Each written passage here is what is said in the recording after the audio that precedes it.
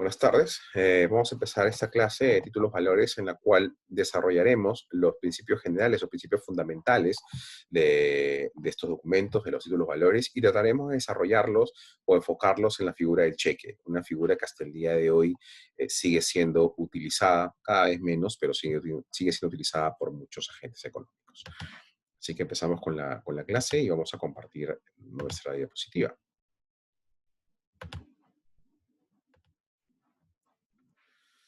Es un título valor. A ver, un título valor es un documento escrito, ¿no? Que enuncia una determinada obligación. En un documento material se incorpora un derecho subjetivo, ¿no? Este derecho subjetivo es la obligación, es la deuda, ¿no? En este documento material se incorpora una promesa unilateral de pago, la cual está sujeta a requisitos formales, cuya omisión, en caso de ser esencial, ojo, produce en el documento la pérdida de su calidad de título valor, lo cual no afecta los efectos del acto jurídico que le hubiera dado origen. O sea, no afecta el contrato, el acuerdo que haya generado esta obligación. Esto es importantísimo. ¿Okay? Y claro, por su naturaleza, estos documentos, estos títulos valores tienden a circular, tienden a hacer las transferencias mucho más eficientes. En algún momento, estos títulos valores permitieron que las transacciones comerciales entre agentes económicos sean mucho más eficientes, sean mucho más rápidas. Quizás al día de hoy ya podríamos ir cuestionando un poco el valor de esta figura, ¿no? Porque frente a un escenario de nuevas tecnologías, de existencia del Internet y de evolución absoluta del derecho, ya podríamos empezar a preguntarnos, ¿no? ¿Qué tanto usamos papeles escritos, ¿no? Porque vamos a poder darnos cuenta con el desarrollo que va a hacer cada uno de sus profesores de los títulos valores, que son derechos subjetivos contenidos en elementos materiales que por tradición son documentos escritos contenidos en determinados tipos de papeles, ¿no? En estas épocas cada vez utilizamos menos papel, cada vez recurrimos más a las nuevas tecnologías para poder realizar transferencias. Es cada vez menos difícil, además, realizar transacciones económicas incluso en el extranjero a través de bancos, ¿no? Todos los bancos, por lo general, con la globalización, en su mayoría son socios comerciales, ¿no? Los pagos en los trabajos, antes, 5 años atrás, posiblemente, se hacían por lo general por cheques, ¿no? Cheque de gerencia, quizás. Pero el día de hoy, pues la mayoría recibe sus sueldos pues con depósitos en sus cuentas directamente, ¿no? Las transacciones comerciales ya no es necesario que se hagan a través de estos documentos, ¿no? Tranquilamente existen aplicaciones que nos permiten al día de hoy realizar estas transacciones comerciales con total seguridad además y pues en minutos, en segundos posiblemente. Entonces, pues no quiero decir una rama del derecho, pero sí es una parte del derecho importante que tiene que sujetarse también y tiene que ir de la mano con la evolución tecnológica, ¿no? Porque, pues si no, en algún momento estudiaremos esta figura como parte de la historia del derecho, ¿no? Pero igual sí es importante conocer sus principios fundamentales y conocer, pues, estos elementos característicos que configuran un título valor, porque podrían seguir siendo aplicables, pero ya en un escenario de nuevas tecnologías, ¿no? ¿Cómo las nuevas tecnologías pueden reemplazar a los títulos valores? Pues tranquilamente a través de la figura del blockchain, ¿no? Esta cadena de bloques de información donde se puede contener determinadas obligaciones incluso, y que además se le pueden dar comandos tipo smart contracts, ¿no? Para que en una clase de if-then puedan cumplirse estas obligaciones y se cumplen con determinados requisitos. El uso del blockchain, por ejemplo, con estos contratos inteligentes contenidos, pues eliminaría cualquier tipo de inseguridad jurídica que se pueda generar con el uso de una obligación contenida en cualquier tipo de documento que siempre está incluido en los títulos valores. Además que te garantiza completamente la buena fe y sacando del partido al centralizador de la información, porque una de las características principales del blockchain que justamente no necesita ni requiere de un centralizador de las obligaciones, como el caso de los títulos valores, el centralizador, por ejemplo, en el caso de los cheques, es el banco, ¿no? Entonces, en una figura de blockchain se podría cumplir el mismo objetivo, ¿no? Pero sin un centralizador, lo cual además garantiza la posibilidad de que no se pueda hackear el documento, porque al final, pues la cadena de bloques está contenida en cada uno de los bloques, de los nodos, perdón, que formen parte del blockchain, que es algo que podríamos desarrollar en una clase particular, pero que creo que es un reto bonito para los títulos valores, ¿no? Y cuando hablo de blockchain no estoy enfocándome solamente en criptomonedas. Ojo, estamos hablando y el elemento que podría establecer de mejor medida el reemplazo total de los títulos valores podría ser la figura del Ether, por ejemplo, ¿no? Que los invito a estudiarlo porque es muy interesante como para poder también entender cómo esta rama puede evolucionar en el tiempo. Pero los títulos valores se concentran en 4 elementos fundamentales, ¿no? En la doctrina se discute si son 5 o 6, ¿no? Pero creo que 4 son los elementos esenciales sobre los cuales podemos desarrollar esta figura, ¿no? El primer principio sobre el cual nacen los fundamentos de los títulos valores, de los títulos valores, es el principio de la incorporación, ¿no? El título valor, este documento material, contiene un derecho subjetivo. O sea, será la suma de este elemento material con el derecho inmaterial, ¿no? Lo cual permite que este documento, que cualquiera podría decir que su valor sería simplemente el costo de papel, en realidad su valor sea otro, su valor sea la obligación contenida en el referido documento. Y claro, la obligación y la deuda, al estar contenido en dicho documento material, ¿no? Permite que la circulación sea eficiente del documento, que se puedan realizar transferencias con el mismo y que además permita generar cierta seguridad de que el tenedor del documento es un poseedor legítimo, ¿no? El segundo principio importante es el de la literalidad, ¿no? Los derechos y obligaciones deben constar por escrito en el mismo título, valor o en una hoja adherida a él, para que vean la importancia del documento escrito, del papel dentro de los títulos valores, ¿no? Pero la literalidad, yendo más a fondo, es el elemento, este principio del que establece que el acreedor, ¿no? Eh, no pretenda de ninguna manera a obtener eh, más que la obligación contenida en el referido documento. O sea, lo único que puede cobrar es la obligación, es la deuda, tal cual como se haya desarrollado, como se haya consignado en el título valor. Y en el caso del deudor, le garantiza que está obligado a solamente pagar lo consignado como deuda en dicho documento. Este principio de literalidad es bastante importante por ello, ¿no? Genera o pretendería generar seguridad jurídica de esta manera, ¿no? Se paga o se cobra el monto o la deuda que se encuentre expresamente consignada en el documento. El siguiente principio es el de autonomía, ¿no? Los títulos valores son independientes de las transacciones que le dieron origen, ¿no? Cada tenedor tiene una relación independiente de acreedor con el obligado. O sea, cada tenedor del título de valor es como si fuera un acreedor originario frente al obligado. No depende de otras relaciones y en ninguna manera podría ser considerado un sucesor de derecho. El tenedor tiene la misma facultad que el acreedor originario de la obligación frente al obligado, ¿ok? Y eso también hace que la circulación sea mucho más eficiente, ¿no? Y que se parta de esta premisa de la buena fe del tenedor, ¿no? El siguiente principio es el de circulación, que va de la mano con el principio de incorporación, ¿no? Este elemento material al cual se incorpora el derecho subjetivo permite que este título, que este documento pueda circular en el mercado, permite que se puedan desarrollar transferencias, transacciones comerciales, ¿no? Y este principio va de la mano con el principio de legitimación, ¿no? El cual se divide en dos, legitimación activa y legitimación pasiva.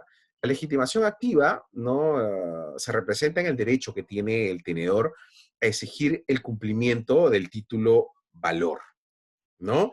Y claro, el derecho que tiene además de poder transferirlo a cualquier otro agente económico. Y por el lado de la legitimación pasiva, ¿no? Es la facultad que tiene el obligado de liberarse de la obligación cumpliendo, ¿no? La misma ante el tenedor del título valor, independientemente de que sea un tenedor legítimo o no, o sea, parte de la regla o de la premisa de la buena fe del tenedor. Por lo tanto, o sea, que se encuentra completamente liberado el deudor de la obligación, cumpliendo esta frente al tenedor del documento. Y evidentemente puede reclamar el título de valor para tener la prueba de dicho cumplimiento que ha sido pues eficiente y de acuerdo a lo que eficaz y de acuerdo a lo que establece la legitimación pasiva. Entonces, sobre la base de estos principios, ya entramos a definir la figura del cheque. Es el cheque, definiéndolo en sencillo, pues es la orden de pago, ¿no? Que se emite a un determinado banco para que cumpla con las obligaciones de su cliente, ¿no? Y estos pagos obviamente se debiten de los fondos que el banco cuenta del cliente que realizó la orden de pago, ¿no?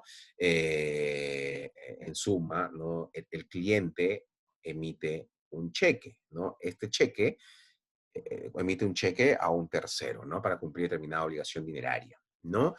Y este cheque cumple las veces de orden de pago al banco, ¿no? Donde se encuentra afiliado este emisor del documento, ¿no?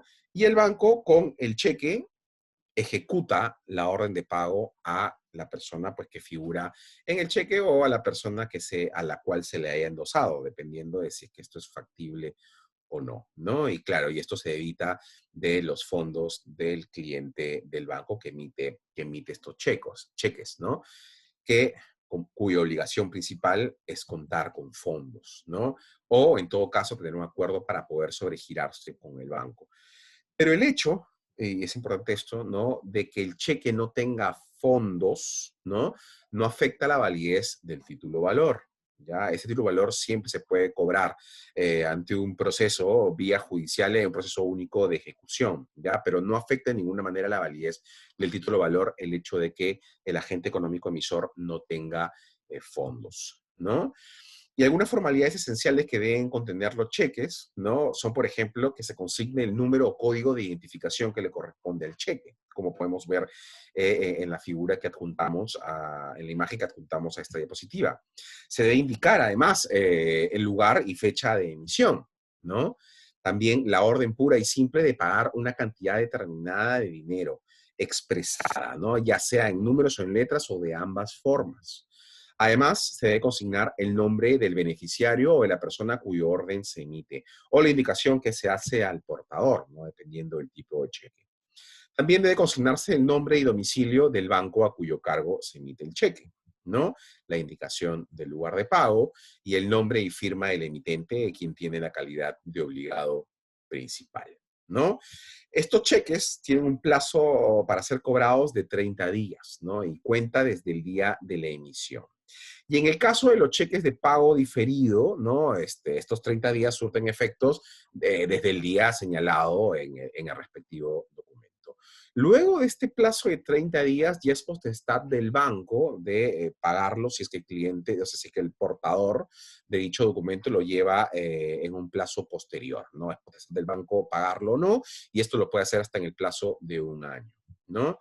Y entre algunos de los tipos de cheques importantes tenemos, por ejemplo, los cheques cruzados, que son los cheques, no sé si habrán tenido la oportunidad de ver que se cruzan un par de líneas, ¿no? Y que claro, vamos a definir este tipo de cheques en líneas generales, porque si abordamos cada uno de ellos podríamos pasarnos un par de horas hablando y en este video no es la idea hacer ello, pues se desarrollará con mayor profundidad en clase. Estos cheques cruzados lo que transmiten como información al banco es que el monto debe ser abonado en cuenta corriente, no puede cobrarse en ventanilla, ¿no? Cheques para abono en cuenta. Estos cheques para abono en cuenta se establece el pago, pero por abono en cuenta con una particularidad, ¿no? La persona a la cual se emite el cheque debe ser cliente del banco. Si no lo es, debe hacerse cliente del banco para que pueda recibir el abono en su cuenta, ¿no? Los cheques intransferibles, ¿no? Son los cheques que consignan la información de no negociable, intransferible o a la orden, ¿no? Estos se pagan solamente, únicamente a la persona en cuyo favor se emitió. Tenemos también los cheques certificados, ¿no? Esos cheques certificados son los cheques en los cuales el banco ha certificado la existencia de fondos. Y esto a pedido de parte, ¿no? A pedido del cliente del banco, que es el emisor de los cheques, o en todo caso a pedido del tenedor. Tenemos también los cheques de gerencia, ¿no? Que son los cheques más efectivos, digamos, en la medida de seguridad, ¿no? Son los que te aseguran de forma absoluta que se va a realizar el pago. Porque es el propio banco el que lo emite, ¿no? Y recordemos que estos cheques de gerencia, en principio, son transferibles y su particularidad es que se pueden cobrar en cualquier oficina del banco a nivel nacional, incluso si tiene sucursales en el extranjero, ¿no? Tenemos una variedad de cheques adicionales, ¿no? Que claro, como les dije, nos quedaríamos un poco cortos con el tiempo para poder desarrollarlos, ¿no? Pero uno adicional que podríamos mencionar también es el cheque de viajero, ¿no? Que era una figura que prácticamente ha quedado en desuso, ¿no? Pero que era muy útil para los que acostumbraban viajar por negocios o por turismo, ¿no? Que esto aseguraba que una reducción de riesgos en lo que es portar dinero en la mano, que era el gran riesgo de esa época, ¿no? Y se trasladaba a través de un cheque de viajero, ¿no? Al día de hoy, si a ustedes les gusta viajar, deben saber de que pues esto prácticamente es innecesario, ¿no? El abono, perdón, el monto de dinero que nosotros podamos tener en nuestras cuentas a través de las aplicaciones online que tenemos en nuestros celulares, en nuestros smartphones o cualquier tipo de dispositivo, pues nos pueden servir para hacer cualquier tipo de transacción en cualquier lugar del mundo. O sea, basta, en algunos casos, nosotros ya ni siquiera eso, en notificar a nuestro banco de que vamos a estar en un país distinto y vamos a poder seguir haciendo transacciones comerciales con nuestro smartphone, ¿no? Y las tarjetas de crédito también ya no permiten, por lo general, ¿no? Ningún tipo de restricción de consumo en cualquier otro país del mundo. Basta con notificar o no, o solamente con habilitar que la tarjeta pueda ser utilizada de forma online o que pueda ser utilizada en el extranjero para que podamos hacer uso de las mismas y miren que se solucione el problema de manera más eficiente, ¿no? ¿Cuáles son las causales para no pagar un cheque? A ver, cuando no existan fondos disponibles, ¿no? Es algo que se decía sobre girar la cuenta, ¿no? Cuando el cheque esté a simple vista raspado, adulterado, borrado, falsificado, consecuente adulterado de alguna forma, ¿no? Cuando se presente fuera del plazo de 30 días desde su giro, ¿no? Y el emitente hubiera notificado su revocatoria. Ojo, que recuerden que es potestad del banco pagarlo hasta un año después. También otra causal es que cuando se presente dentro del plazo de 30 días y el emitente o en su caso el beneficiario o último tenedor legítimo bajo su responsabilidad haya solicitado por escrito al banco girado la suspensión de su pago, ¿no? Cuando el cheque sea la orden y el derecho del tenedor no estuviere legitimado con una serie regular de endosos o cuando, conteniendo la cláusula intransferible u otra equivalente, no lo cobrase el beneficiario o el endosatario impedido de endosar o un banco al que haya sido transferido para su cobro. Cuando el cheque sea al portador y quien exige su pago no se identifique y firme en constancia de su cancelación parcial o total. Cuando se trate de un cheque cruzado o para abono en cuenta o de pago diferido u otro especial y no se presenta el cobro de acuerdo con lo dispuesto en la ley de los valores para esa clase especial de cheques, ¿no?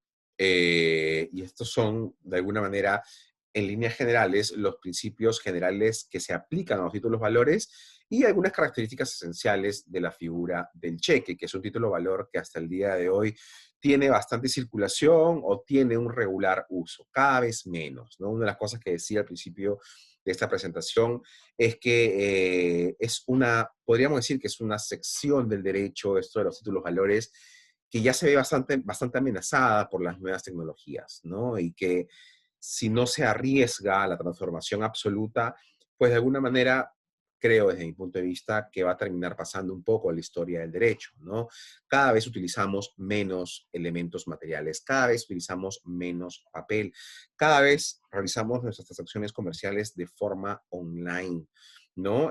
Incluso han aparecido nuevas figuras como el blockchain, los contratos inteligentes contenidos en los blockchain que nos permiten realizar exactamente las mismas funciones que nos garantizaban antes los títulos valores y ahora de forma mucho más eficiente, ¿no? La seguridad jurídica es mucho mayor con el uso de las nuevas tecnologías, ¿no? Ya no tenemos que depender mucho de la buena fe del tenedor. En realidad, ahora el riesgo mayor que podríamos tener, pues, es el hackeo de una cuenta, el hackeo de un banco.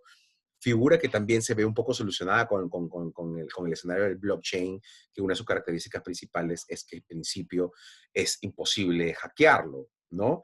Entonces, eso es uno de los cuantos retos que vienen de la mano con los títulos de valores, ¿no? El derecho debe evolucionar en virtud de las nuevas tecnologías y no al revés, ¿no? Así que creo que es una rama del derecho que se va a ver bien afectada por las nuevas tecnologías y esperemos pronto, pues todos empezar a ver esta evolución.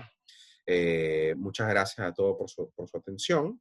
Ya nos vemos en una próxima clase.